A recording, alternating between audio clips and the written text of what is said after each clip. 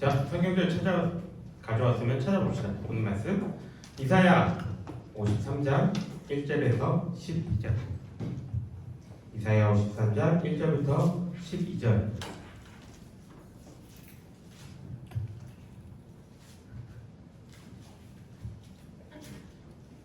빈 귀엽네 빈이.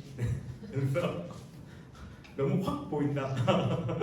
자, 이사야 53장 1절부터 12절까지의 말씀 내가 한 절, 우리 친구들이 한 절 읽을게요. 제가 먼저 읽겠습니다.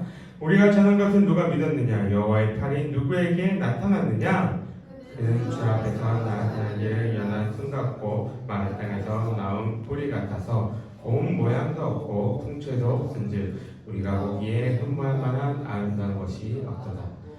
그는 멸시를 받아 사람들에게 버림받았으며 강고를 많이 겪었으며 질고를 아는 자라. 마치 사람들이 그에게서 얼굴을 가리는 것 같이 멸시를 당하였고 우리도 그를 귀히 여기지 아니하였도다. 그는 실로 우리의 질고를 지고 우리의 슬픔을 당하였거늘 우리는 생각하기를 그는 징벌을 받아 하나님께 맞으며 고난을 당한다 하였노라. 그가 찔림은 우리의 허물 때문이요 그가 상함은 우리의 죄악 때문이라. 그가 징계를 받음으로 우리는 평화를 누리고 그가 채찍에 맞음으로 우리는 나음을 받았도다. 우리는 다 양 같아서 그를 행하여 각기 제 길로 갔거늘 여호와께서는 우리 모두의 죄악을 그에게 담당시키셨도다. 그가 곤욕을 당하여 괴로울 때에도 그의 입을 열지 아니하였으며 마치 도두장으로 끌려가는 어린 양과 털 깎는 자 앞에서 잠잠한 양같이 그의 입을 열지 아니하였도다. 그는 곤욕과 신문을 당하고 끌려갔으나 그 세대 중에 누가 생각하기를 그가 살아있는 자들의 땅에서 끊어짐은 마땅히 형벌받을 내 백성의 허물 때문이라 하였으리요. 그는 강포로 행하지 아니하였고 그의 입에 거짓이 없었으나 그의 무덤이 악인들과 함께 있었으며 그가 죽은 후에 부자와 함께 있었도다. 여호와께서 그에게 상함을 받게 하시기를 원하사 질고를 당하게 하셨은즉 그의 영혼을 속건제물로 드리기에 이르면 그가 씨를 보게 되며 그의 날은 길 것이요 또 그의 손으로 여호와께서 기뻐하시는 뜻을 성취하리로다. 그가 자기 영혼에 수고한 것을 보고 만족하게 여길 것이라. 나의 의로운 종이 자기 지식으로 많은 사람을 이롭게 하며 또 그들의 죄악을 친히 담당하리로다. 그러므로 내가 그에게 존귀한 자와 함께 목을 갖게 하며 강한 자와 함께 탈취한 것을 나누게 하리니 이는 그가 자기 영혼을 버려 사망에 이르게 하며 범죄자 중 하나로 헤아림을 받았음이니라. 그러나 그가 많은 사람의 죄를 담당하며 범죄자를 위하여 기도하였느니라. 아멘. 한 주간 잘 지냈어요? 네, 장마 나고 하는데 지난주에는 비가 조금 그래도 왔던 것 같아요. 사실 안산에는 하루 이틀 이게 비가 오고는 안 왔는데 뉴스 보니까는 다른 지역은 비 피해가 조금 많이 있었나 보더라고요. 이렇게 막 이곳저곳에 뭐 서울 보니까 한강 넘쳐가지고 잠수교 막히고 막 다른 거 평창에는 뉴스 보니까 600mm 이렇게 비가 왔다고 하고 네, 그렇게 많이 왔습니다. 이제 장마를 이렇게 보고 있자면 옛날에 우리 선생님들 장마는 옛날 장마는 어땠어요? 2주다 장마 기간 2주다 그러면 어땠어요? 2주 내내 그냥 비가 왔어요. 네, 매일매일 비가 왔는데 하루에 오는 양이 그렇게 많지는 않았어요. 근데 요새 장마를 이렇게 보고 있으면 비가 장마 기간이라고 맨날 오진 않아요. 그런데 한 번 올 때 어떻게 와요? 막 300mm, 400mm 이렇게 오는 걸 볼 수가 있습니다. 요새 비 오는 거 보면은 100mm 이상 그냥 기본으로 오는 것 같아요. 우리나라도 동남아처럼 이제 날씨가 변해 가는 것 같은데 우리 친구들이 이렇게 많이 비가 오는 와중에 비 피해 없기를 바랍니다. 보니까 뭐 차도 그냥 가다가 이렇게 도랑에 빠져가지고 뭐 어떻게 할 수가 없어요. 그래서 보험에서 차도 못 부르고 그 다음에 여러분도 뉴스에 한 번씩 봤는지 모르겠지만 작년인가 재작년인가 왜 그 제네시스 위에 이렇게 바닷가에 빠져 있는 차 위에 이렇게 앉아 있었던 회사원 뉴스에 나온 적이 있거든요. 이번에도 그런 사람이 있었다고 하더라고요. 그러니까는 비 피해 없도록 잘 이렇게 피해갔으면 좋겠습니다. 이번 주도 우리는 열심히 이사야서를 읽게 될 것입니다. 한 30장 정도 남게 될 텐데 한 주간 또 여러분들이 이것을 읽으면서 이사야서를 대해서 좀 더 알아갔으면 좋겠습니다. 자, 우리 친구들 이사야서 읽었어요? 자, 그러면 친구들 말고 우리 선생님들 이사야서 읽으면서 어떤 느낌을 받았나요? 어떤 이미지가 이렇게 생각이 났습니까? 이사야서 쉬워요? 어려워요. 오늘 본문만 딱 읽어도 어때요? 우리 은서 오늘 본문 해석해 주세요. 어렵죠? 네. 이사야서는 쉬운 성경이 아닙니다. 우리가 지난주에 그 번역 이 구분해서 봤듯이 이사야서는 예언서로 분류되기 때문에 좀 쉬운 성경이 아니에요. 예언서는 뭐예요? 예언이 뭐예요? 미래에 있을 일들에 대해서 이야기하는 걸 우리 보통 예언이라고 합니다. 그 예언으로 가장 유명한 사람 누구예요? 예수님이야. 예수님 말고 세상에서 이 사회에서 예언하면은 누가 유명해요? 네, 노스트라다무스가 가장 유명하죠. 근데 목사님이 이거 설교 준비하면서 이렇게 인터넷에 계속 이 노스트라다무스 봤는데 참 재밌는 걸 봤어요. 2022년에도 올해 노스트라다무스가 예언했는데 2022년이 최악의 해일 거다. 2023년에도 올해가 최악의 해다. 2024년도 올해가 최악의 해다. 나 이거 언제 끝날지 모르겠어요. 진짜 지구가 망하기 전까지 이 얘기 하지 않을까 싶은데 여기 선생님들은 대부분 경험했을 거예요. 1999년에서 2000년 딱 넘어가는 시기에 굉장히 이 예언 때문에 굉장히 혼란스러웠던 이 시기들이 있었는데 어쨌든 그럼에도 불구하고 노스트라다무스가 예언하면 가장 이 사람들에게 신뢰받고 이 사람을 믿을 수 있다라고 이야기하는 이유는 뭐예요? 맞아요.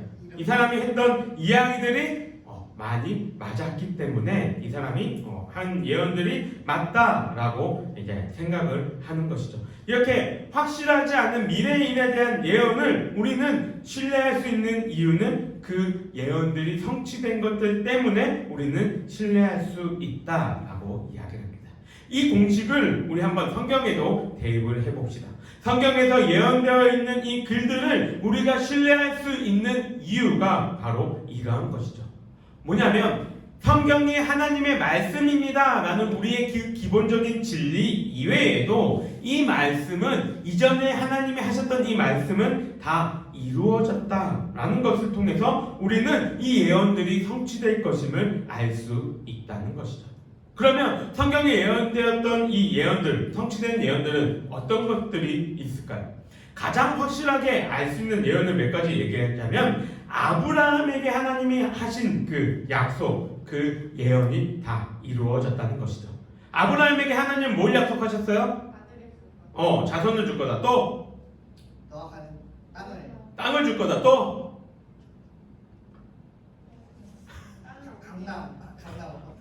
맹강남? 마지막 하나 또 뭐예요? 땅과 후손과 널 통해서 뭘 하게 되겠다?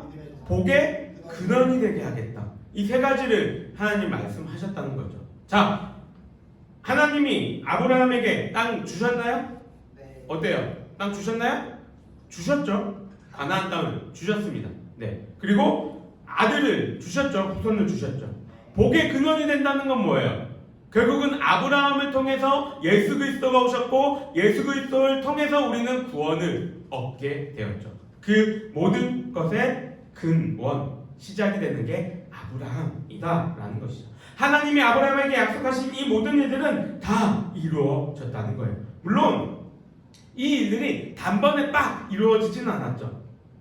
지금 여러분들이 보기에는 왼쪽 편에 있는 그 그림이 여호수아 전쟁 때, 여호수아가 이 정복 전쟁을 할 때의 그 그림입니다. 그리고 오른쪽에 있는 것이 다윗과 솔로몬 시대 때죠. 여호수아 그림이 훨씬 더 크기 때문에 땅이 더 넓어 보이죠. 네. 근데 아니죠. 이 땅의 크기는 어딨지? 여기가 지금 사해가 요만하잖아요. 이게 사해거든요. 사해가 요만하니까 여기 크기를 비하면 지금 여기 크기는 한 요 정도밖에 되지 않는 거예요. 뭘 얘기하고 싶냐면 하나님은 여호수아를 통해서 정복전쟁을 시작하시고 다윗과 솔로몬을 통해서 그 땅을 다 회복하셨고 아브라함의 약속을 이루셨다는 것이죠. 후손의 약속은 어떠합니까? 아브라함이 낳은 자손은 몇 명이에요?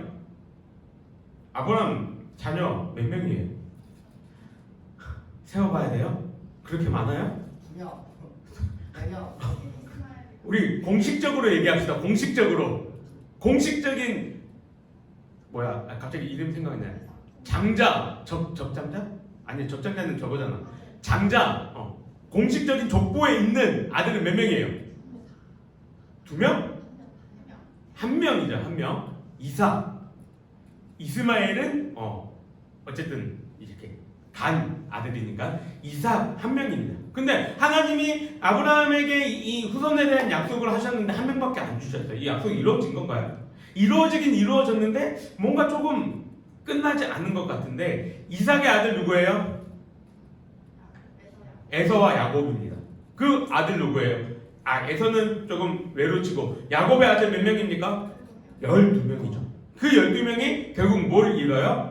이스라엘 나라 지파를 이루게 되는 겁니다. 그러면 아브라함에게 하나님이 하신 그 약속이 이루어졌나요? 네, 이루어졌다 이야기를 할 수 있는 것이죠. 또 창세기 15장에서 하나님은 이스라엘 백성들에게 이렇게 말씀하십니다. 400년 동안 니네들은 노예로 살아갈 거야 라고 갑자기 말씀하세요. 그런데 그 다음에 너희들 노예로 살아가는데 나중에는 자유롭게 될 거야. 이 약속은 이루어졌습니까? 그죠? 모세를 통해서 이루어졌죠. 지금 내가 여태까지 한 이야기의 포인트는 뭐예요? 하나님의 약속은 어떻게 된다? 꼭 이루어진다 라는 것입니다. 왜 이거에 대해서 얘기했냐면 이제부터 살펴볼 내용에 이게 여러분의 마음속에 깔려 있어야 하기 때문입니다. 우리 이사야서로 다시 한번 돌아와서 생각해 봅시다. 이사야서는 크게 두 가지의 주제를 이야기한다고 했어요. 뭐라고 얘기했나요?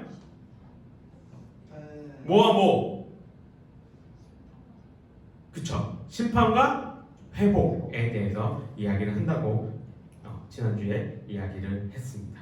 이 심판과 회복, 하나님께서 죄를 지은 것에 대해서 심판을 하시는데 이스라엘뿐만 아니라 모든 이방과 나라들에 대해서 이렇게 심판을 하신다고 얘기를 하죠. 그런데 그 심판으로 끝나는 것이 아니라 어떻게 돼요? 회복시키시겠다 말씀하셨죠. 지난주에 그래서 마지막에 보여주었던 그루터기에서 뭐가 나왔어요? 싹이 이렇게 하나 나오게 됐잖아요. 그 싹이 자라면서 또 어떻게 돼요? 큰 나무가 되고 숲이 된단 말이죠. 이처럼 회복을 시키신다고 이야기를 하는데 그럼 우리들은 어떻게 회복될 수 있을까요? 우리는 나무에서 싹이 이렇게 자라나는데 여러분과 저는 죄에서 어떻게 회복될 수 있다고 이야기를 합니까? 이사야서는 이거를 알려주는 책이에요. 심판과 회복, 그리고 어떻게 우리가 회복될 수 있는지, 무엇을 통해서 회복될 수 있는지. 무엇을 통해서요? 메시아를 통해서 회복될 것이다. 메시아 무슨 뜻입니까? 구원자. 또 기름 부음 받은 자. 자, 메시아는 어느 나라 언어예요? 위에는 영어가 맞아요. 제일 밑에는 한글이 맞아요. 중간 어이가 없다고. 중간은 어느 나라 언어입니까? 중국어요. 중국 아니에요? 아니에요. 히브리어예요. 히브리어. 네. 메시아는 히브리어입니다. 이거를 신약의 언어인 헬라어로 번역하면 어떻게 돼요? 그리스도가 되는 것이죠. 자, 메시아, 그리스도, 한국말로 그 의미가 뭐라고요? 기름 부음을 받은 자가 되는 것입니다. 이사야서는 이 메시아가 누군지에 대해서 설명하는 책입니다. 7장을 보면 메시아가 어떻게 이 땅에 태어나게 될 것임에 대해서 이야기해요. 우리가 보통 성탄절 이때쯤 되면은 많이 보는 본문 가운데 하나가 이사야 7장이죠. 어떻게 이 메시아가 이 땅 가운데 온다고 얘기합니까? 어떻게 누구를 통해서? 어떠한 여인을 통해서? 마리아가 어떤 여인이었어요? 그쵸. 좀 다르게 얘기하면 처녀가 잉태하여 아들을 낳을 것이죠. 그 이름은 임마누엘이라 하리라. 지금 겨울 거니까 뭐예요? 눈 쌓여 있잖아요. 이사야 7장 14절.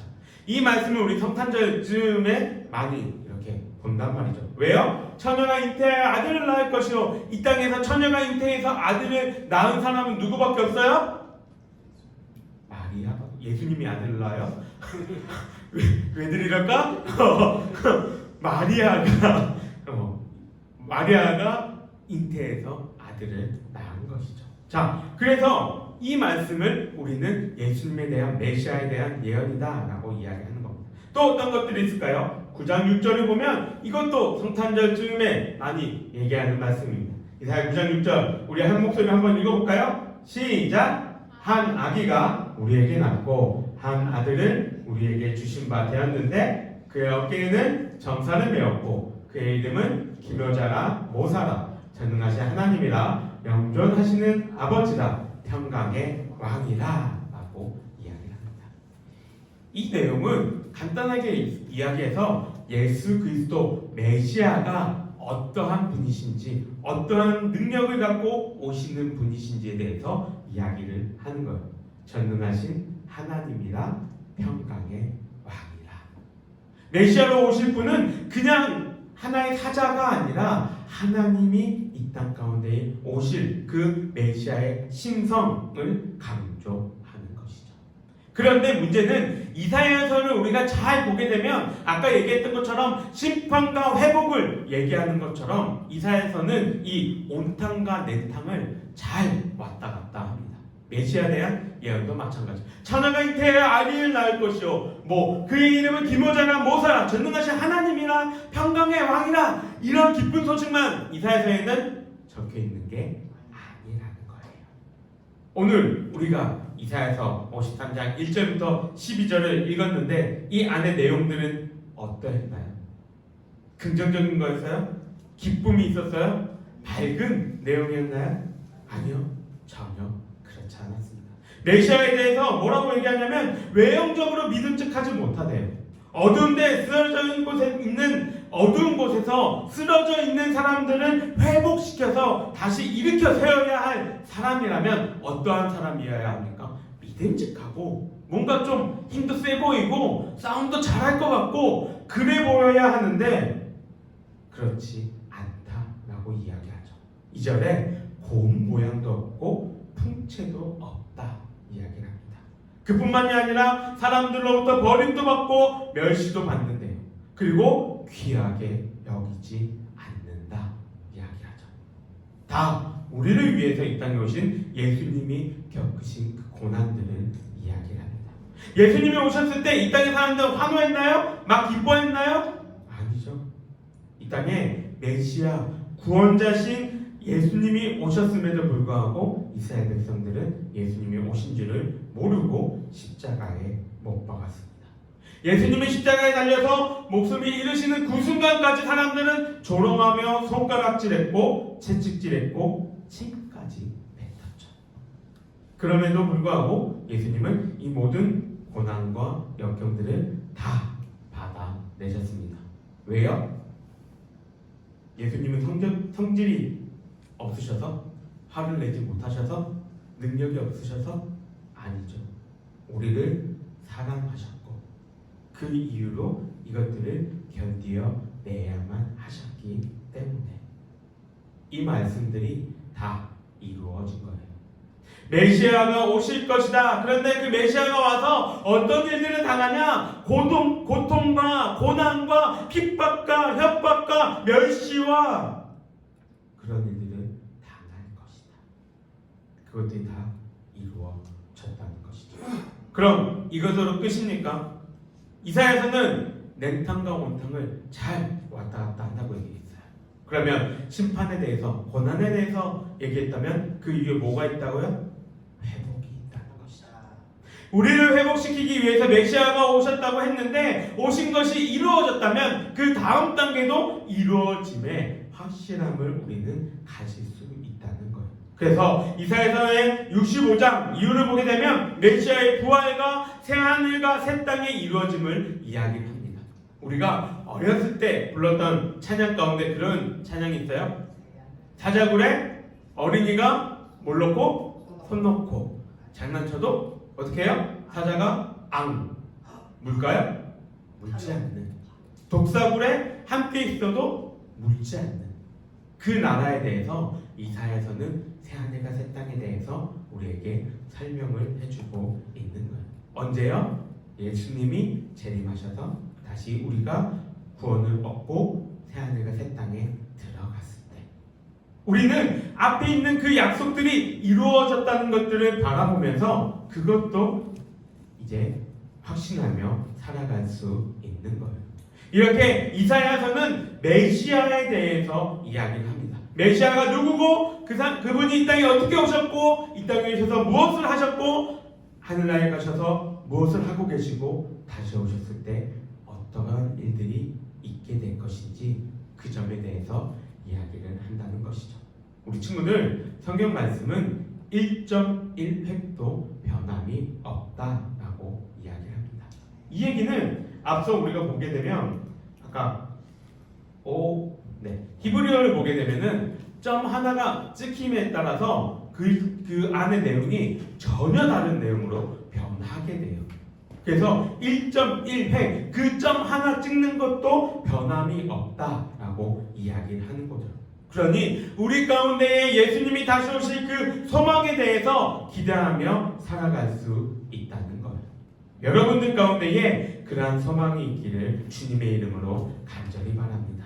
지금 내가 살아가고 있는 이 삶의 모습이 힘겹고 어렵더라도 그리고 하나님이 보이지 않고 희망과 소망이 없어 보일지라도 우리 가족에게 그리고 나에게 성경의 약속대로 행하신 그 하나님의 약속은 변함없이 지금도 일하고 계시다는 그 사실을 여러분들이 기억하면서 이번 한 주와 또 다가오는 수련회 가운데에 이 마음으로 준비하는 여러분들이 될 수 있기를 주님의 이름으로 간절히 소망합니다.